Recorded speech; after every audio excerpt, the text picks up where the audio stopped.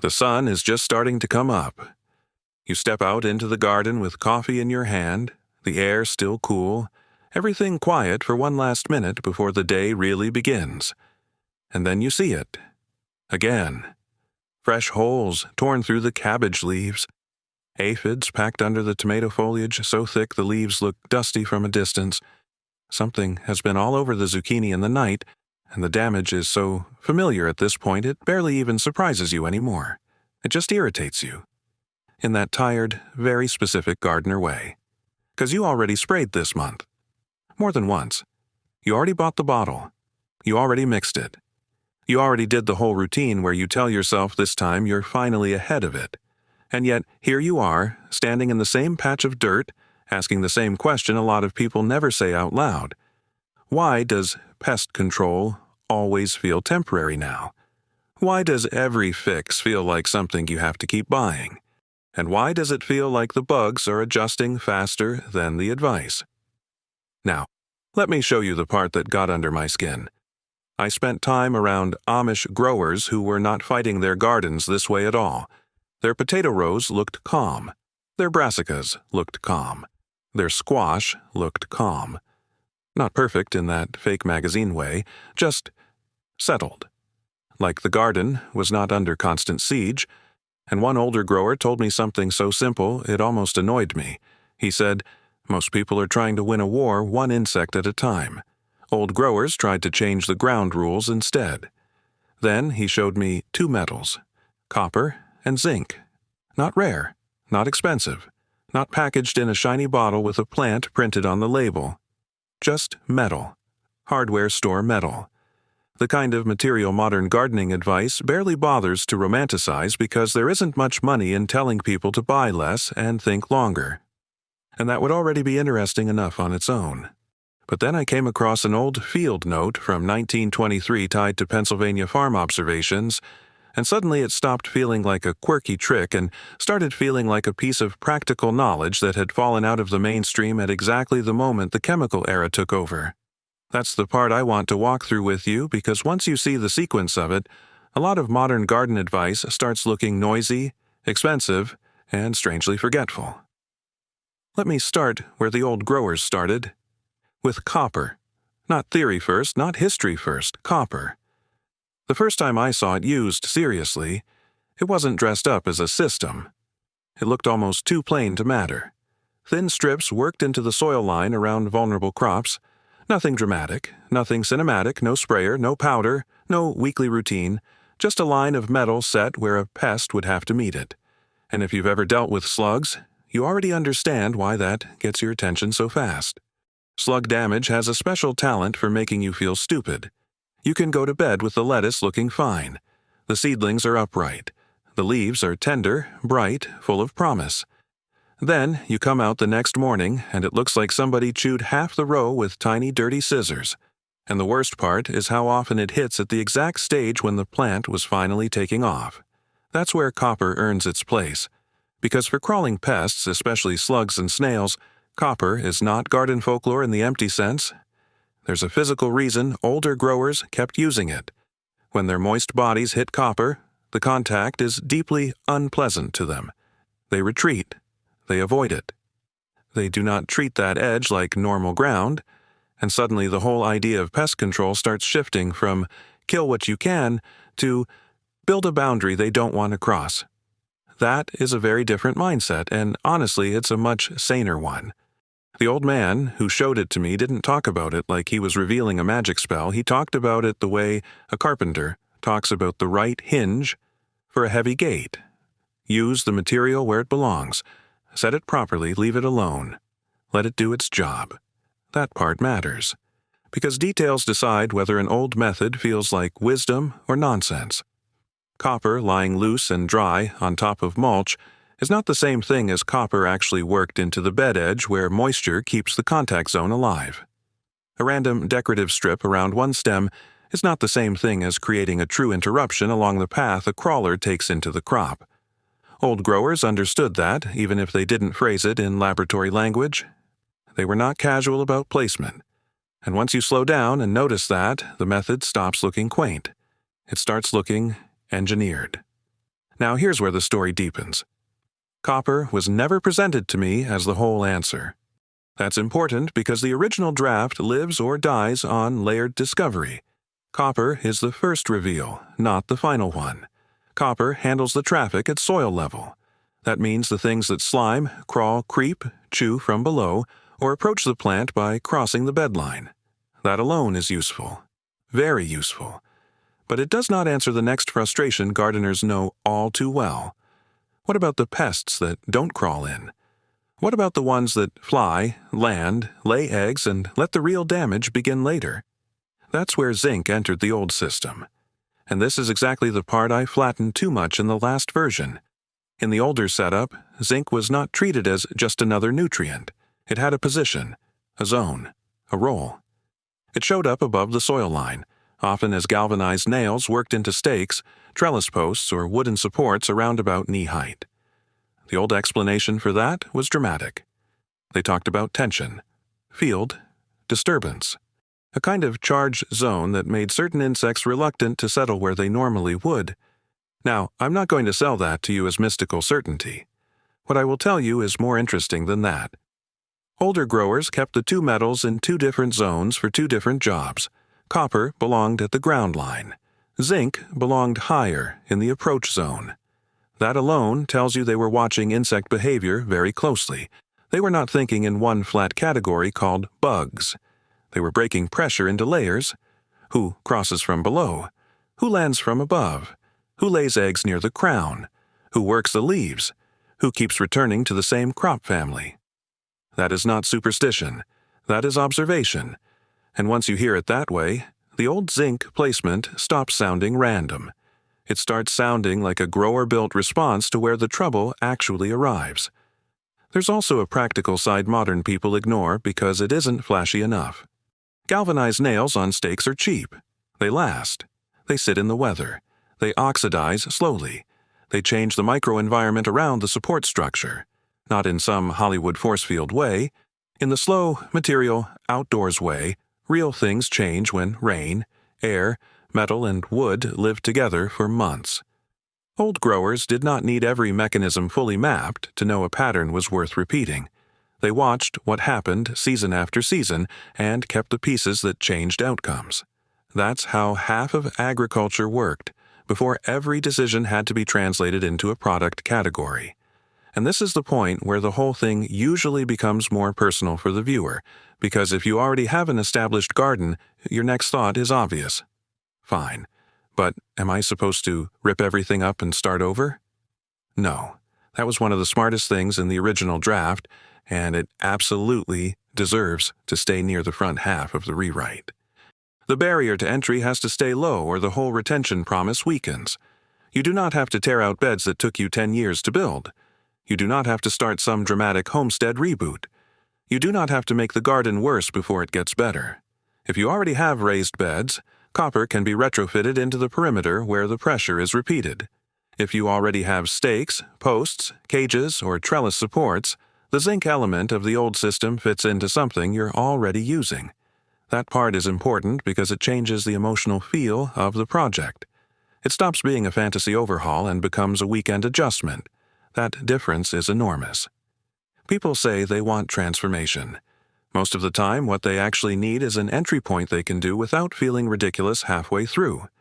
That's one reason the old method has such strong retention power as a video idea. It keeps opening doors instead of raising barriers. First you hear 2 cheap metals. Then you hear one works at the soil line.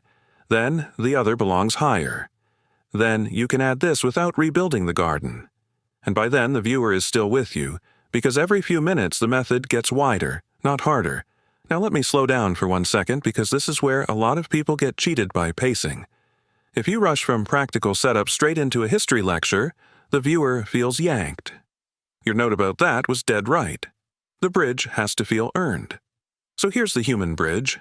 Once you price this old setup out in your head, even roughly, a bigger question creeps in. Why did gardening drift so far into recurring purchases in the first place? Why does it feel normal now to think in sprays, rotations, reapplications, backups, stronger backups, and seasonal restocks? when older growers were often leaning on fixed materials, repeated placement, and systems that got calmer over time instead of more frantic.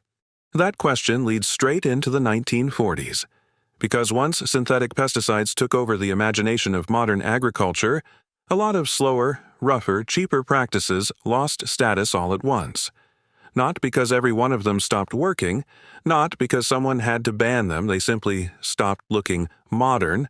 The bottle looked modern, the label looked modern, the promise of immediate knockout looked modern. Research money flowed where industry flowed, and generation by generation a lot of older methods slid to the side of the road. That is how useful knowledge disappears most of the time. Not with a dramatic conspiracy, with replacement. A new tool arrives. It is easier to market. It is easier to standardize, it creates recurring demand, and suddenly the older method, the one that asked for patience and placement and a little practical judgment, starts to feel invisible. That's the historical sadness sitting underneath this whole topic. Not that people were forced to forget, that they were taught to stop looking. And once I started reading the old material through that lens, the story got stranger. Because the 1923 note did not stop at copper strips and zinc nails.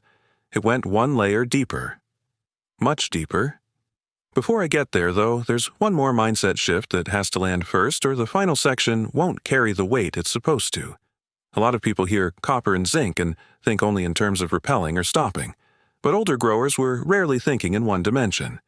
They wanted fewer pests, yes, of course. Nobody enjoys losing cabbage to holes and squash to collapse. But they were also trying to build tougher plants, stronger tissue, more stable growth, better rooting. A crop that did not present itself to insects like a half-open wound. That idea matters more than it gets credit for. Because weak plants advertise. You can see it in real gardens every summer.